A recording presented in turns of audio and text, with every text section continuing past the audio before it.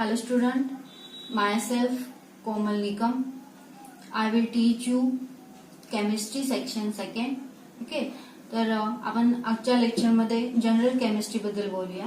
आता केमिस्ट्री म्हणजे काय तर बघा, तुम्हाला आता 8वी 9वी 10वी म्हणजे तुम्हाला 1ली ते 10वी पर्यंत सायन्स हा सब्जेक्ट होता. ओके, तर सायन्स मध्ये तुम्हाला त्याच्यामध्ये वेगवेगळे होते. बायोलॉजी होतं, ओके, फिजिक्स होतं, त्यानंतर केमिस्ट्री होतं, बॉटनी होतं, झुलॉजी होतं.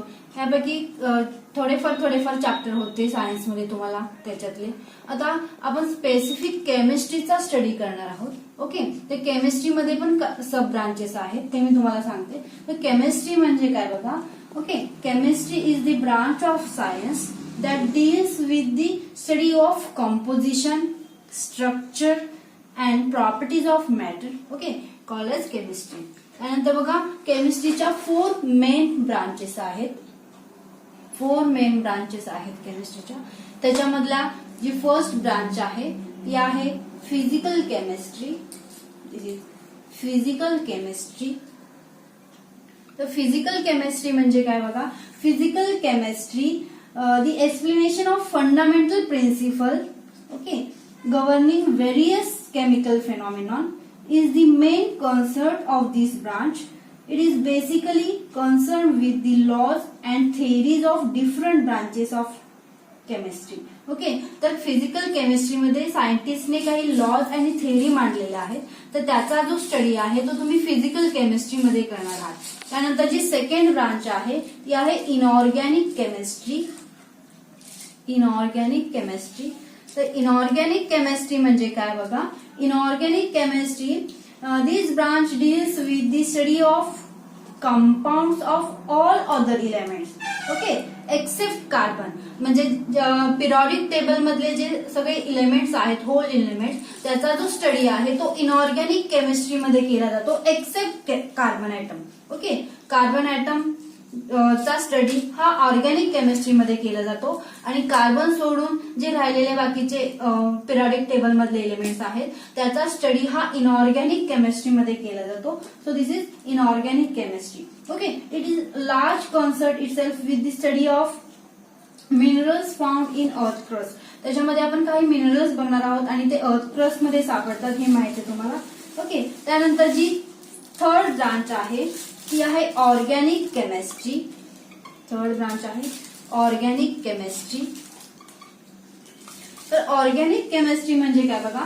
दिस is a branch deals with the study of carbon compound. Okay, only carbon कंपाऊंडचा स्टडी केला जातो ऑर्गॅनिक केमिस्ट्रीमध्ये. Exceptionally hydrocarbons and their derivative. Okay, hydrocarbons आणि त्याच्या डेरिव्हेटिव्हचा स्टडी केला जातो. तर हायड्रोकार्बन्स म्हणजे काय. ऑर्गॅनिक केमिस्ट्री म्हणजे हे हायड्रोकार्बन्सची रिलेटेड आहे. तर हायड्रोकार्बन्स म्हणजे काय हा शब्द तुम्हाला गेलेला आहे 8वी 9वी मध्ये. Okay, hydrocarbons mean the compound containing only carbon and hydrogen. Okay, called as hydrocarbon. म्हणजे कंपाऊंड मध्ये ओनली कार्बन आणि हायड्रोजन ऍटम्स असतील तर त्याला आपण हायड्रोकार्बन्स म्हणतो. ही जनरल डेफिनेशन आहे. ठीक आहे, तर त्याचा जो स्टडी आहे तो ऑर्गॅनिक केमिस्ट्री मध्ये केला जातो. Okay, carbon containing compound. Okay, त्याचा जो स्टडी आहे तो ऑर्गॅनिक मध्ये केला जातो. त्यानंतर जी फोर्थ ब्रांच आहे, मेन ब्रांच आहे केमिस्ट्रीची, is the analytical chemistry. Is the analytical chemistry.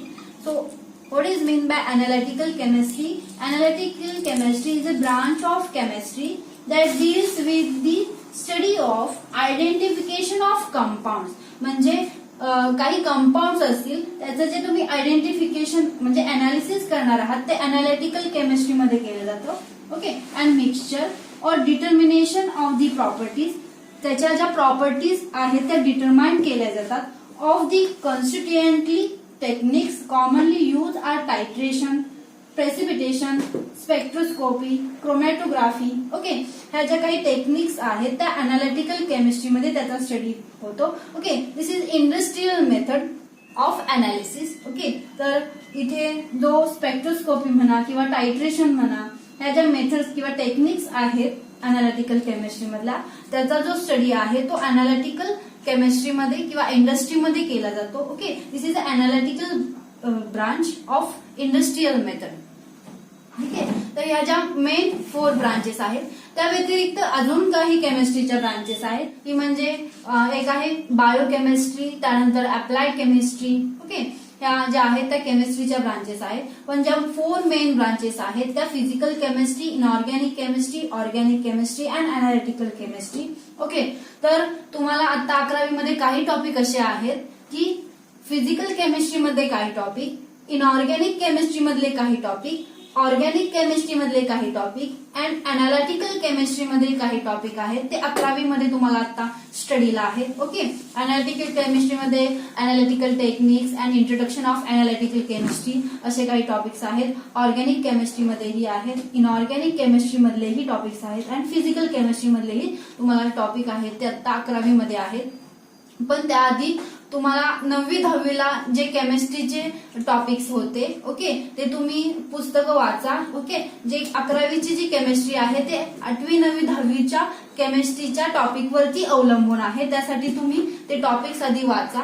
ठीक आहे, ते तुम्ही वाचले पाहिजेत.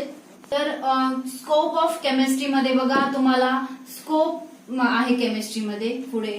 तर तुम्ही जर केमिस्ट्री घेणार असाल आणि त्यामधून जर तुम्हाला करिअर करायचं असेल तर व्हेरियस इंडस्ट्रीज आहेत अशा, त्यामध्ये तुम्हाला तुमचं करिअर करता येतं. बघा, त्यामध्ये जी फर्स्ट इंडस्ट्री आहे बघा, food industry. This is food industry.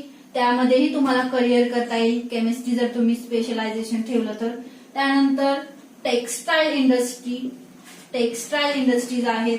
Okay, त्यानंतर केमिस्ट्रीची रिलेटेड काही अजून इंडस्ट्रीज आहेत. Petroleum industry, petroleum industry.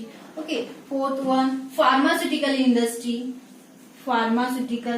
This is the main industry of chemistry. Okay, pharmaceutical industry. त्यानंतर प्लास्टिक इंडस्ट्री. ओके, त्यानंतर आहे डाय इंडस्ट्री. याच्यामध्येही तुम्ही करिअर करू शकता. असे बरेच स्कोप आहेत. अजून काही इंडस्ट्रीज आहेत बघा, त्यामध्ये फर्टिलायझर.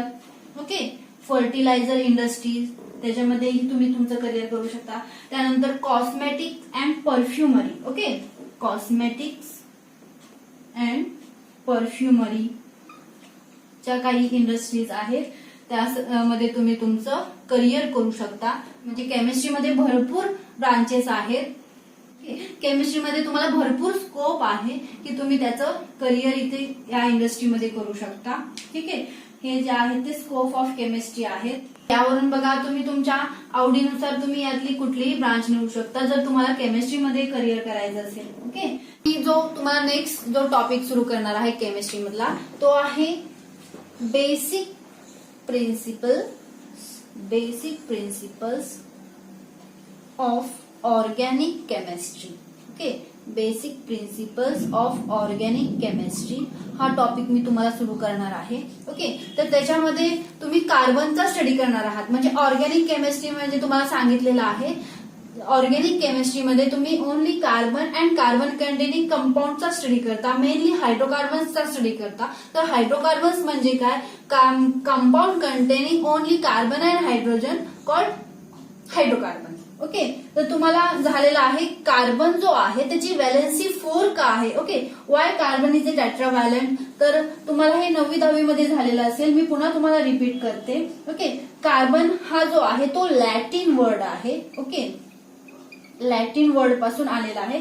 जो लॅटिन वर्ड आहे कार्बो. ओके, कार्बो मीन्स कोल, त्याच्यावरून कार्बन हा आलेला आहे. ओके, आता इथे बघा, कार्बन म्हणजे तुम्ही क्रस्ट मध्ये तुम्हाला ते फाउंड आहे. ओके, त्यानंतर ऑर्गॅनिक मटेरियल जे आहेत ते कार्बन पासून बनलेले आहेत. ऑब्व्हियसली आपण ह्युमन बिईंग सुद्धा हे कार्बन पासून बनलेलं आहोत. ओके, आता कार्बनची जी कार्बनचा जो ॲटॉमिक नंबर आहे तो 6 आहे, तो तुम्हाला माहितीये. ओके, ॲटॉमिक नंबर कार्बनचा 6 आहे हे तुम्हाला माहितीये. Okay, why carbon is a tetravalent. आता बघा, तुम्हाला माहितीये शेल, सबशेल, KLMN शेल तुम्ही बघितलेला आहे, तुम्हाला स्टडी झालेला आहे.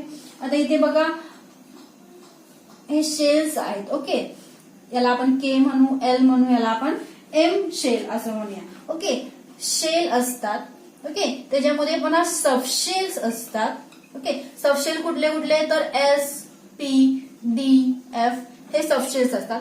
आणि त्याच्यामध्ये पुन्हा ऑर्बिटल्स असतात. ओके, आणि ऑर्बिटल्स मध्ये इलेक्ट्रॉन्स असतात. ओके, आता इथे बघा ऑर्बिटल्स म्हणजे एस सबशेल मध्ये ऑर्बिटल्स किती असतात, तर 1 ऑर्बिटल असतं, त्याच्यामध्ये 2 इलेक्ट्रॉन्स असतात. हे माहिती तुम्हाला, प्रत्येक ऑर्बिटल मध्ये 2 इलेक्ट्रॉन्स असतात. ओके, आणि त्याचं अँटी स्पिन, ओके, ते काय असतं, स्पिन काय असतं, अपोजिट असतं. हे माहिती तुम्हाला, या पद्धतीने तुम्ही तिथे डिनोट करता इलेक्ट्रॉन्स. ओके, त्यानंतर पी सबशेल मध्ये ऑर्बिटल्स किती असतात, तर 3 ऑर्बिटल्स असतात. ओके, डी मध्ये किती असतात, 5 ऑर्बिटल्स असतात. ओके, 5 ऑर्बिटल्स असतात. आणि एफ मध्ये किती ऑर्बिटल असतात, तर 7 ऑर्बिटल्स असतात. ओके, हे तुम्हाला स्टडी झालेलं आहे. त्यामध्ये बघा शेल मध्ये सबशेल्स असतात, त्याला तुम्ही SPDF म्हणता. सबशेल मध्ये पुन्हा ऑर्बिटल्स असतात. ओके, एस सबशेल मध्ये 2, पी सबशेल मध्ये 3 ऑर्बिटल्स, डी सबशेल मध्ये 5 ऑर्बिटल्स अँड एफ सबशेल मध्ये 7 ऑर्बिटल्स असतात. आणि ऑर्बिटल्स मध्ये इलेक्ट्रॉन्स असतात. ओके, मग ते कशानुसार तुम्हाला भरले जातात, हुड्स रूलनुसार. ओके, म्हणजे जेव्हा जेव्हा आपण ते टॉपिक बघू त्याच्यामध्ये डिटेलमध्ये तुम्हाला हे सांगितलं जाईल, पण जनरल तुम्हाला सांगतेय. ओके, आता कार्बन इज अ टेट्राव्हॅलंट. आपण कार्बनला टेट्राव्हॅलंट म्हटलेला आहे. बघा कार्बनचा जो ऍटॉमिक नंबर आहे तो 6 आहे, आणि आपल्या नवीन ह्याच्यानुसार जो आपण इलेक्ट्रॉनिक कॉन्फिगरेशन लिहितो कार्बनचं, ते किती आहे बघा, 1s2 2s2 2p2. ओके, म्हणजे आउटर मोस्ट शेल मध्ये 4 इलेक्ट्रॉन्स आहेत. आता ऑक्टेट रूल तुम्हाला माहितीये, जे ऍटम्स असतील, ओके, त्याच्या आउटर मोस्ट शेल मध्ये 8 इलेक्ट्रॉन्स हवेत तर ते स्टेबल असतात. तर आउटर मोस्ट शेल मध्ये ऍटमच्या जर 8 इलेक्ट्रॉन्स असतील, ओके, तर ते काय असतात, स्टेबल असतात. आता 8 पेक्षा जर कमी असतील किंवा जास्त असतील तर ते इलेक्ट्रॉन गेन आणि शेअरिंग करतात. ओके, आता इथे बघा आपण ऑर्बिटल्स काढूया. 1s2 2s2, s चे 1 ऑर्बिटल असतं, पी सबशेल मध्ये 3 ऑर्बिटल्स असतात. हे माहिती आहे तुम्हाला. ओके, आता इथे तुम्ही फिलअप करा. आता आउटर मोस्ट शेल घेणार आहात 2s2 2p2. ओके, 2s2 मध्ये 2 म्हणजे 2 इलेक्ट्रॉन्स आहेत तिथे. ओके, 2p2 2 इलेक्ट्रॉन तुम्ही या पद्धतीने इथे मांडणार आहात. आता पुन्हा तुम्ही एक्सायटेड स्टेट मध्ये काय होणार बघा, एक्सायटेड स्टेट मध्ये इथे ही झाली ground state. Okay, this is ground state level मध्ये हा जो इलेक्ट्रॉन आहे तो इथे एक वॅकेंट ऑर्बिटल आहे, तो काय करेल, इकडे जाईल. हा ऑर्बिटल, हा जो इलेक्ट्रॉन आहे तो इथे जाईल आणि काय होईल बघा, या पद्धतीने मिळेल तुम्हाला. ओके, काय होईल बघा, हा जो इलेक्ट्रॉन आहे तो इथे जम्प करेल वॅकंट ऑर्बिटल मध्ये. ओके, सो इथे आपल्याला काय मिळतील, 4 हायब्रिड ऑर्बिटल्स मिळतील. आता बघा एस चा 1 ऑर्बिटल आणि पी चे 3 ऑर्बिटल, सो 4 हायब्रिड ऑर्बिटल्स आपल्याला मिळाले. किती मिळाले, 4 हायब्रिड ऑर्बिटल्स. 4 hybrid orbitals. आता ह्याचं आपण हायब्रिडायझेशन आहे ते त्याच्यावरून काढतो. बघा एस मधला 1 ऑर्बिटल, ओके, एस चा, आणि पी चे 3 ऑर्बिटल, सो sp3. म्हणजे ह्याचं जे हायब्रिडायझेशन येणार आहे ते यानुसार येणार आहे sp3. म्हणजे पी चे 3 ऑर्बिटल, ओके, आणि एस चा 1 ऑर्बिटल आणि पी चे 3 ऑर्बिटल्स. ओके, सो आपण त्याचं हायब्रिडायझेशन sp3 असे लिहितो. आता तुम्हाला माहितीये मिथेन हे जे आहे ते मिथेनचं स्ट्रक्चर आहे. Okay, 4 carbon atoms. आता तुम्ही जर त्याचं इलेक्ट्रॉनिक स्ट्रक्चर म्हणलं बघा, तर इथे बघा हा कार्बन ऍटम सपोज. ओके, कार्बनचे हे 4 इलेक्ट्रॉन तुम्ही हे असे दाखवा.